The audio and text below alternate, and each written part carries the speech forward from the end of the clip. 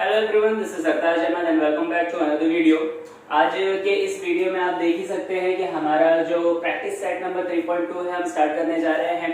पिछले लेक्चर में I hope आप लोगों ने सीख लिया होगा कि थ्योरम ऑफ टचिंग सर्कल क्या होता है। काफी सिंपल सा थ्योरम था वो कि अगर आप कोई दो सर्कल्स ड्रॉ करते हैं, चाहे वो इंटरनली टचिंग हो या फिर एक्सटर्नली टचिंग हो, उनके सेंटर्स को और पॉइंट ऑफ इंटरसेक्शन को अगर आप ज्वाइन करेंगे तो वो तीनों ही पॉइंट्स एक ही लाइन में लाए होंगे। जैसे कि इस सर्कल में आप देख सकते हैं, ये जो यहाँ पर आपके सामने डायग्राम बना है, ये जो यहाँ पर दो सर्कल्स है, एक का सेंटर है ए, बड़ा वाला जो सर्कल है उसका सेंटर क्या है ए, और जो छोटा वाला सर्कल है उसका सेंटर है बी।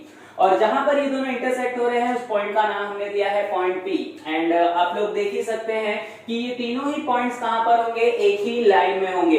तो ये जो थ्योरम है आप लोगों का, ये थ्योरम का यूज करते हुए ही आप लोगों को इस क्वेश्चन का आंसर करना है। साथ ही साथ में क्वेश्चन नंबर 2 भी जो है वो भी एक्सटर्नली टचिंग सर्कल के लिए है। बिल्कुल सिमिलर क्वेश्चन है, देखिए किस तरीके से सॉल्व किया जाए।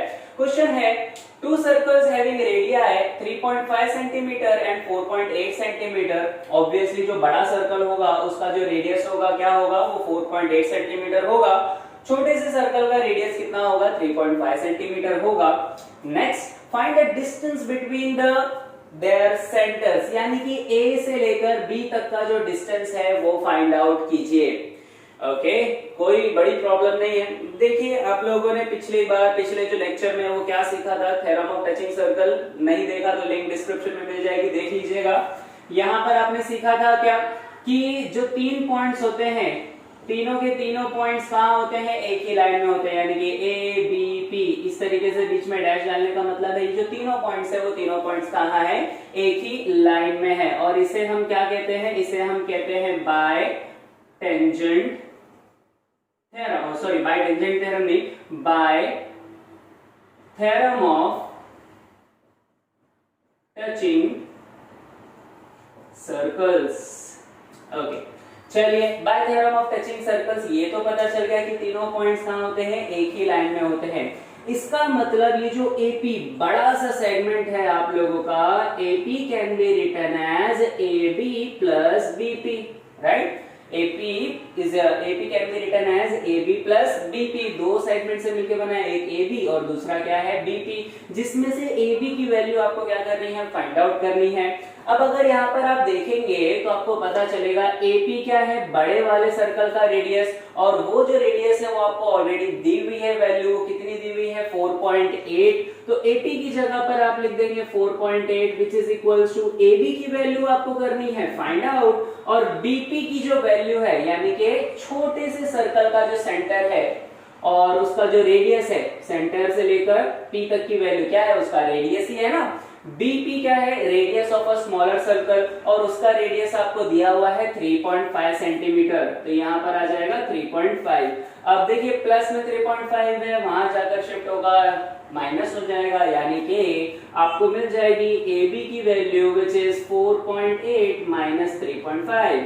8 माइनस 5 कितना हो गया, 3। 4 माइनस 1 हो गया, 4 माइनस 3 हो गया 1। तो ये हो जाएगा आपको AB की वैल्यू कितनी आ जाएगी, 1.3 सेंटीमीटर। यानी कि the distance between two centers is 1.3 centimetre. देखिए काफी आसान था, राइट। बिल्कुल वही तरीका आप यहाँ पर भी लिखेंगे। यहाँ पर भी गिवन सारी जो चीजें हैं वो आप मेंशन करेंगे कि ये जो एक सर्कल है, सर्कल का है P, फिर सेंटर है सर्कल का P, फिर दूसरा जो सर्कल है वो सेंटर है उसका Q। ओके, और दोनों जहां पर इंटरसेक्ट हो रहे हैं उस पॉइंट का नाम दिया है हमने R। और यहाँ पर आप देखेंगे कि two circle having a radius 5.5 centimetre and 4.2 centimetre. अब ऑब्वियसली जो बड़ा सर्कल होगा उसका जो रेडियस होगा वो होगा 5.5, जो छोटा सर्कल है उस सर्कल का रेडियस होगा 4.2। अब यहां से आप लोगों ने ये सीखा है कि भाई ये जो तीनों पॉइंट हैं, जो सेंटर ऑफ द सर्कल है यानी कि P एंड Q, और जो पॉइंट ऑफ इंटरसेक्शन है पॉइंट R, ये तीनों ही क्या है, एक ही लाइन में है। ओके, एक ही थाली के चट्टे बट्टे हैं ये, PRQ, they lies in the same line। Why? Reason mention कर दीजिए, by theorem of touching circle. Same वही स्टेप्स हम फॉलो यहाँ पर करने जा रहे हैं। Theorem of touching circles. Alright, तो इसका मतलब क्या है? इसका मतलब जो सबसे बड़ा सेगमेंट है PQ, ओके, सेगमेंट क्या? PQ, वो दो सेगमेंट से मिलकर बना है। कौन से हैं वो दो सेगमेंट? पहला है PR प्लस दूसरा क्या है आप लोगों का? RQ। अब PQ की तो वैल्यू आपको फाइंड आउट करनी है, distance between the centres, right, यानी कि P से लेकर Q तक का डिस्टेंस, यही फाइंड आउट करना है आपको। चलिए वैल्यूज रख दीजिए, आपको वैल्यूज आसानी से अब मिल जाएंगी।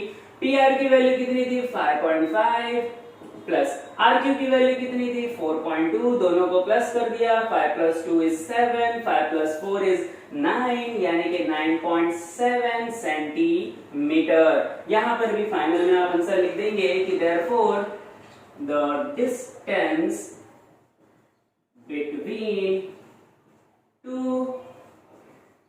Centres is 9.7 centimetre. देखिए बड़ी ही आसानी से थ्योरम ऑफ टचिंग सर्कल का यूज करते हुए आप लोगों ने दोनों ही क्वेश्चन सॉल्व कर लिए हैं।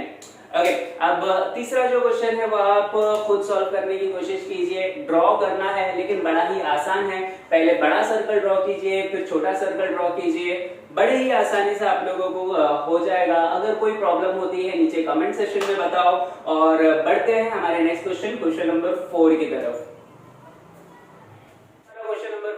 बहुत ही इंपॉर्टेंट क्वेश्चन और बहुत ही ध्यान से देखने वाला क्वेश्चन है आप लोगों का। देख सकते हैं आप, आपके पास दो सर्कल है touching each other externally, okay. इसके अलावा यहाँ पर आप लोगों को क्या इंफॉर्मेशन दी गई है कि in the adjoining figure the circle touch each other at point R, जहां पर एक दूसरे को टच कर रहे हैं externally. A line passing through R meets the circle at A and B respectively, then prove that ये 1 2 3 चीजें आप लोगों को प्रूव करनी है। किस तरीके से प्रूफ किया जाए? तो वन बाय वन हर एक चीज को हम जो आइडेंटिफाई करने वाले हैं। देखिए पहली चीज क्या है, यहाँ पर आपको प्रूफ करना है कि segment AP is parallel to segment BQ, okay.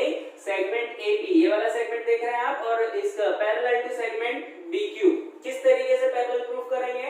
पहले तो सेगमेंट देख लीजिए ध्यान से, AP एंड BQ, इन दोनों सेगमेंट को आपको क्या प्रूफ करना है? पैरेलल प्रूफ करना है, ओके। अब पैरेलल अगर प्रूफ यहाँ पर हमें करना है तो पैरेलल कैसे होंगे?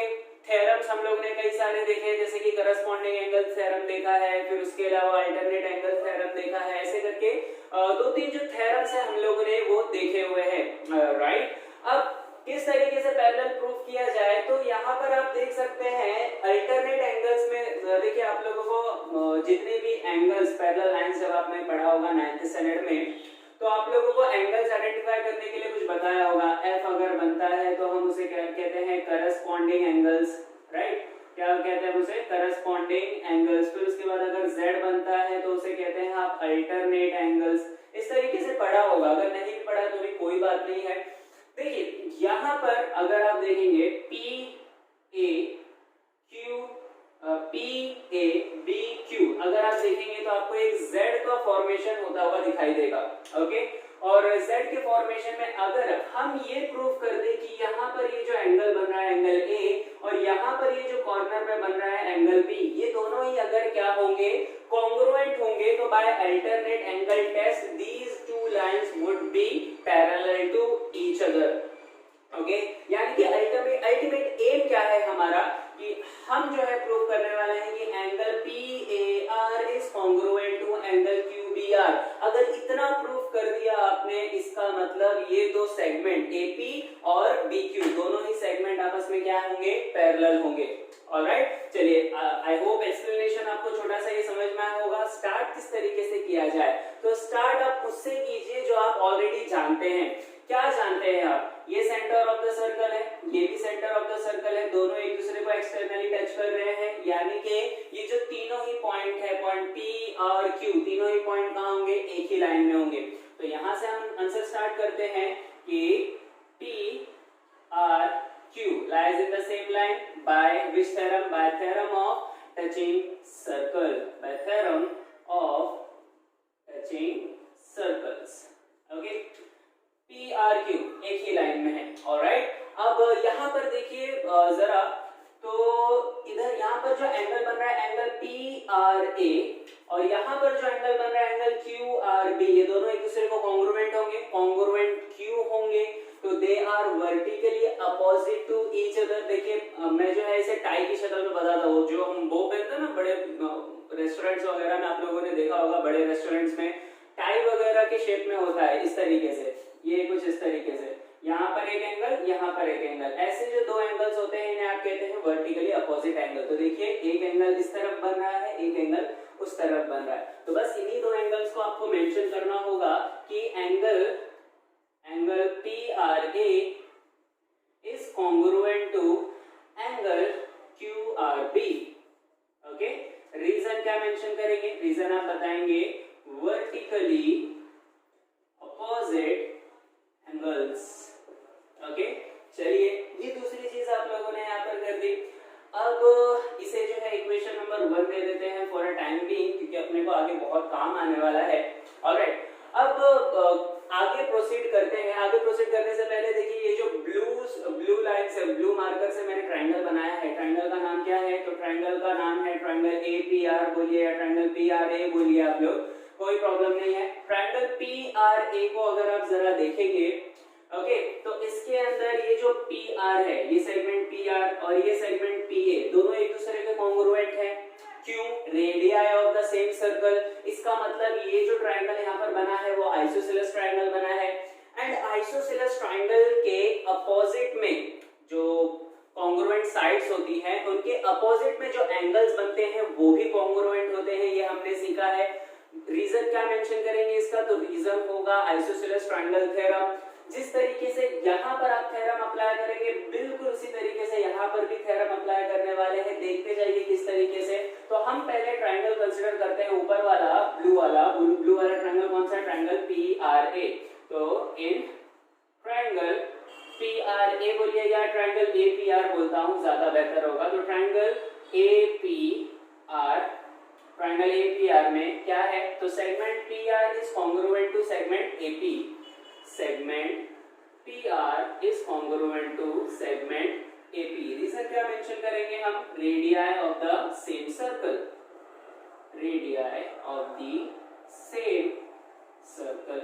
अच्छा ठीक है, तो radii of the same circle mention कर दिया। मैंने आपको बताया है ये दोनों साइड्स एक दूसरे के क्या है, कॉन्ग्रुएंट है, तो इनके अपोजिट में बनने वाले एंगल्स, यानी कि PR के अपोजिट में कौन बन रहा है, एंगल ए, और AP के अपोजिट में कौन बन रहा है, एंगल R। ये दोनों आपस में क्या होंगे, एक दूसरे से क्या होंगे, कॉन्ग्रुएंट होंगे, यानी कि angle PAR, therefore angle PAR is congruent to angle PRA।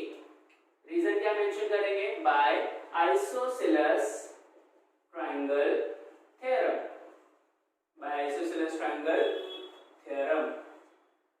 Okay, चलिए तो इसे जो है हम दे देते हैं इक्वेशन नंबर 2। ऑलराइट, अब आगे बढ़ते हैं, देखते हैं आगे और क्या रखा हुआ है हमारे पास। तो अब ब्लू वाले ट्रायंगल का काम खत्म हो गया है, अब चलिए बढ़ते हैं ब्लैक वाले ट्रायंगल की तरफ। अब ब्लैक वाला जो ट्रायंगल है वो देख सकते हैं आप, उस ट्रायंगल का नाम क्या है, ट्रायंगल का नाम है RQB। ओके, तो इन ट्रायंगल RQB, बिल्कुल वही चीज करनी है जो यहाँ पर आप लोगों ने की थी। यहाँ पर भी आप देख सकते हैं कि जो सेगमेंट है RQ is congruent to segment BQ। Why, reason mention कीजिए, radii, again radii of the same circle, पक्की बात है, radii of the same circle. और अगर ये दोनों लाइंस या ये दोनों सेगमेंट अगर एक दूसरे के कॉन्ग्रुएंट है, तो इनके अपोजिट में बनने वाले एंगल्स, यानी कि angle B and angle R भी आपस में क्या होंगे, कॉन्ग्रुएंट होंगे। चलिए उसे भी मेंशन कर देते हैं, तो therefore angle QRB is congruent to angle QBR। Reason mention कीजिए, रीजन आपको बताना होगा by isosceles triangle theorem, isosceles triangle theorem. Okay, चलिए इतनी ज्यादा मेहनत हम कर क्यों रहे हैं, इक्वेशन नंबर 1, इक्वेशन नंबर 2 और इसे दे देते हैं हम इक्वेशन नंबर 3। अब इतनी ज्यादा आपने मेहनत क्यों की है, तो देखिए उसका सभी का पे ऑफ होगा। यहाँ पर देखिए, यहाँ पर आप बता रहे हैं कि angle P R A, equation number 1 देखिए, P R A is congruent to Q R B. यहाँ पर आप कह रहे हैं कि एंगल पी आर ए, ये वाला angle, angle P R A is also congruent to angle P A R. Okay, फिर उसके बाद यहाँ पर ये जो क्यू आर बी बोल रहा है, Q R B is congruent to Q B R. इससे पता क्या चला, इससे पता ये चला कि जितने जो चारों ही एंगल्स यहाँ पर आप लोगों के मेंशन किए गए हैं, these four angles are congruent to each other। Okay, इसका मतलब है, इसका मतलब ये है कि this angle PAR is congruent to angle PRA is congruent to angle QRB which is also congruent to angle QBR। इसे हम देंगे by equation 1, 2 and 3। Okay, by equation number 1 and 2 and 3।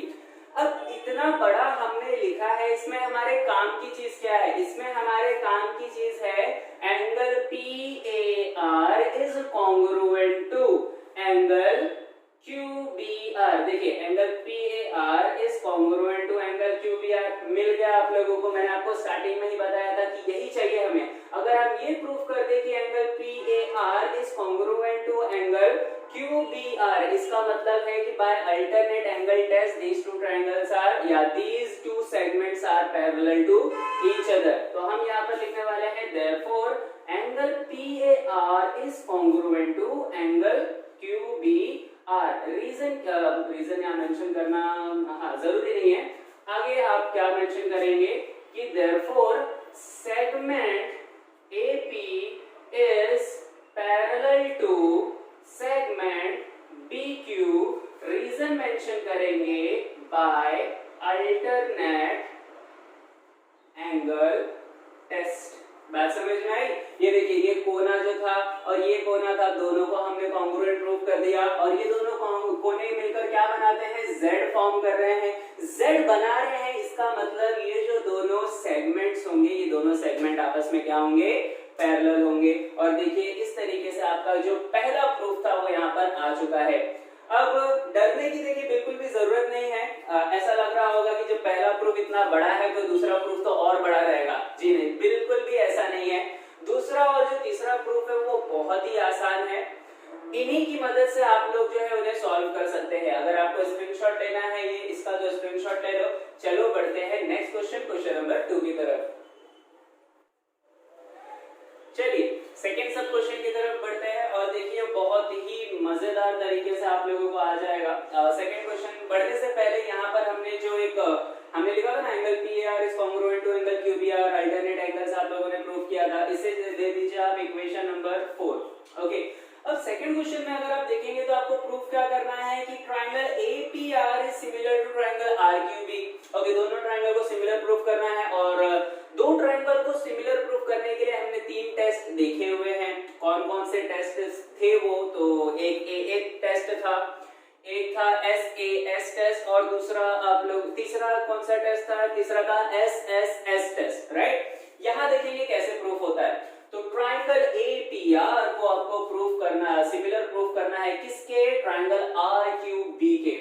अब इन दोनों की जो करस्पॉन्डिंग एंगल्स थे वो तो हमने ऑलरेडी फाइंड आउट किए थे। देखिए जरा इक्वेशन नंबर 4 में आपने बताया था angle PAR is congruent to angle QBR। ये दोनों एंगल जो है आपस में क्या है, कॉन्ग्रुएंट है, बताया था आपने। चलिए वही चीज हम यहाँ पर मेंशन करने वाले हैं कि angle PAR is congruent to angle QBR by equation number 4। Okay, by equation number 4। ये चलिए पहली चीज आप लोगों को मिल गई। दूसरी चीज देखिए, आप लोगों ने ये भी बताया था कि ट्रायंगल APR में angle PRA is congruent to angle QRB। Reason क्या था, तो वर्टिकली अपोजिट एंगल टाई बनती हुई आती है, राइट। तो यहाँ पर हम उस चीज को भी मेंशन कर देंगे कि angle PRA is congruent to angle क्या था, QRB। रीजन मेंशन कर दीजिए, vertically opposite angle, vertically opposite angles. हो गए दो ट्रायंगल, दो ट्रायंगल को सिमिलर प्रूव करने के लिए क्या चाहिए, यही तो चाहिए, है ना।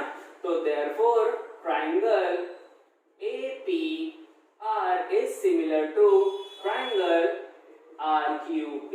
रीजन मेंशन कीजिए, by AA test of similarity, by AA test of similarity. देखिए बड़ी ही आसानी से, कितनी आसानी से आप लोगों को ये जो प्रूफ था वो आ चुका है। चलिए थर्ड वाले की तरफ देखते हैं, वो भी बड़ा ही इंटरेस्टिंग है। क्या है, find angle RQB if angle PAR is equal to 35 degree. Okay, पहले जो गिवन चीज है वो लिख लेते हैं। क्या है, angle PAR is equal to 35 degree. किधर है PAR, पहले देखो, हाँ ये रहा एंगल PAR। ये कितना डिग्री है आपको दिया हुआ, 30 डिग्री दिया हुआ है। आपको क्या फाइंड आउट करना है, फाइंड आउट आपको करना है एंगल RQB,